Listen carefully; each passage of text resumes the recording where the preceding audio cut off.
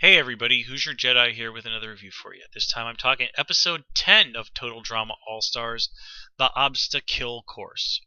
Now, first of all, I have to apologize if my voice sounds a little bit off. I've been battling a sore throat for the last 5 days. I'm still not 100%, so this might be a little bit shorter review than what I normally do, just because my voice is simply not up to it. So let's just kind of get right into things.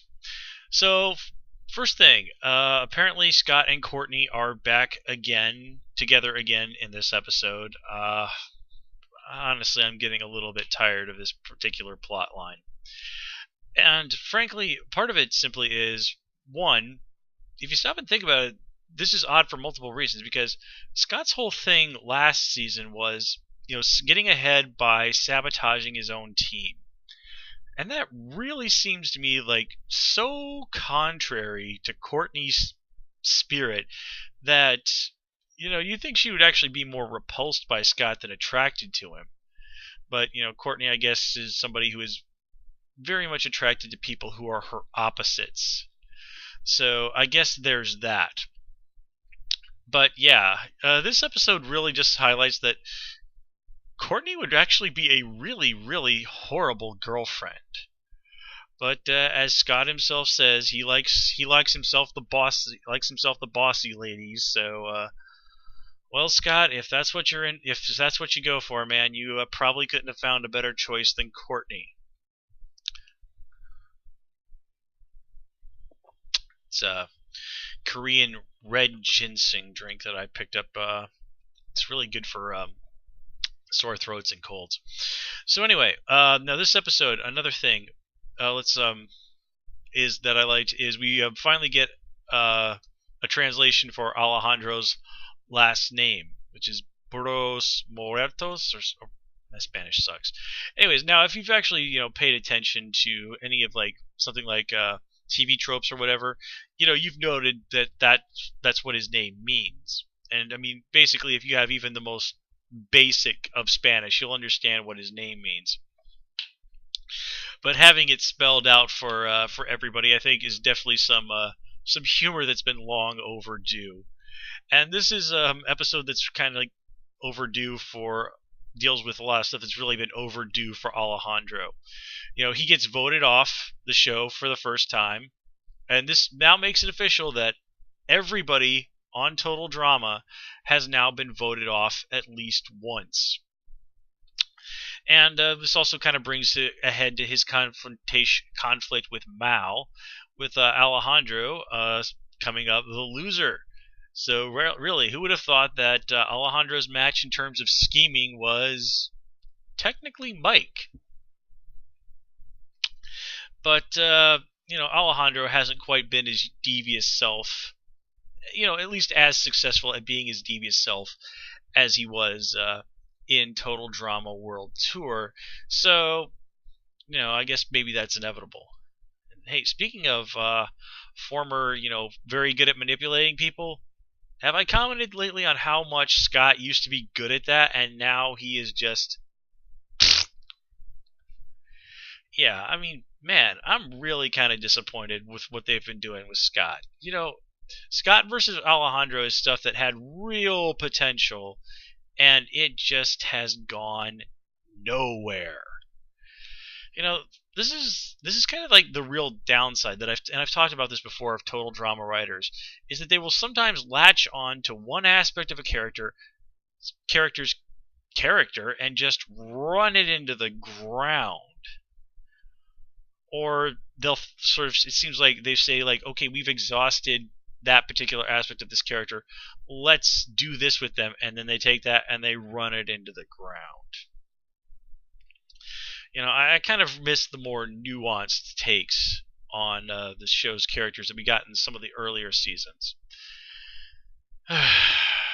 But, well, nostalgia is 2020 or some nonsense like that, right? Let me see here. Oh yeah, one other thing I wanted to say about Scott. When he was climbing up that rope and got shocked, as much as I was not happy with Scott this season, I really could not help but sympathize with him.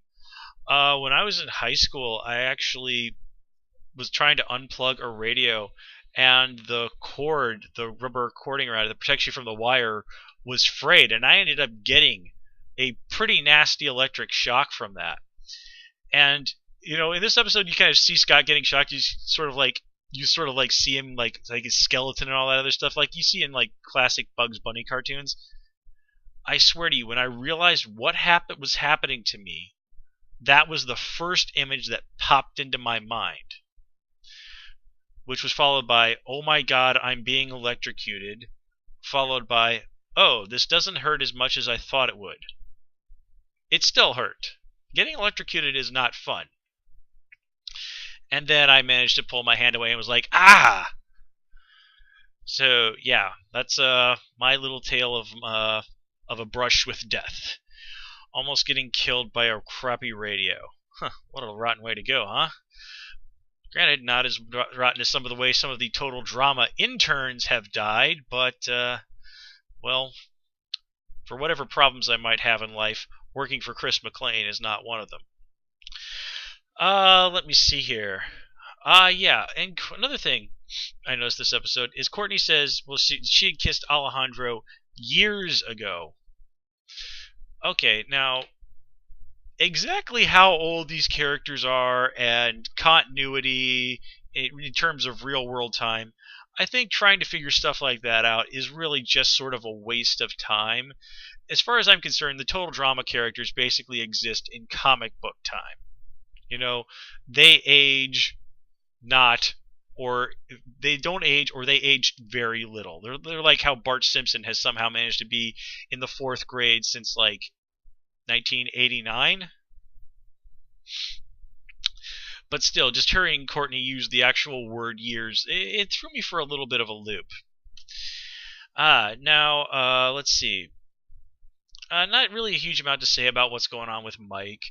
I have a feeling Mike's going to be pretty close to the end, I think. I think he might end up being number 3, because obviously they've got a lot more to milk with this whole thing. Of course, the question now becomes, with Cameron out and Alejandro out, who is really left to stand against Mal? And Zoe seems to have caught on to what, or at least have half a clue as to what's going on. So it looks like it's probably going to come down to her being the one who has to have the big showdown with Mal, one way or the other. And of course, since she's involved with Mike, that makes dramatic sense.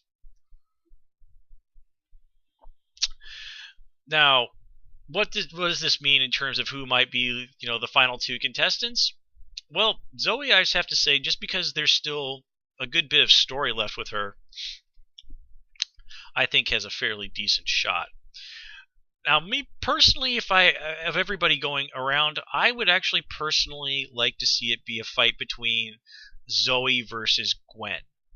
Simply because I could be happy with whoever came out the victor there. And people have, I think, generally shown that they like it when, the character who's a little bit of the underdog seems to come out on top. Like Owen, of all people, won officially the 1st season. Then I think Beth was the official winner of season 2. And, well, the lesser of 2 evils was the winner in season 3. And then, of course, it came down to Cameron versus Lightning last season. So, anyway, guys, my voice is really about to give out on me here, so I'm going to have to wrap that up here. As always, please comment, rate, and subscribe, and of course you can follow me on Twitter at Hoosier Jedi. Until next time, take care and have a good one.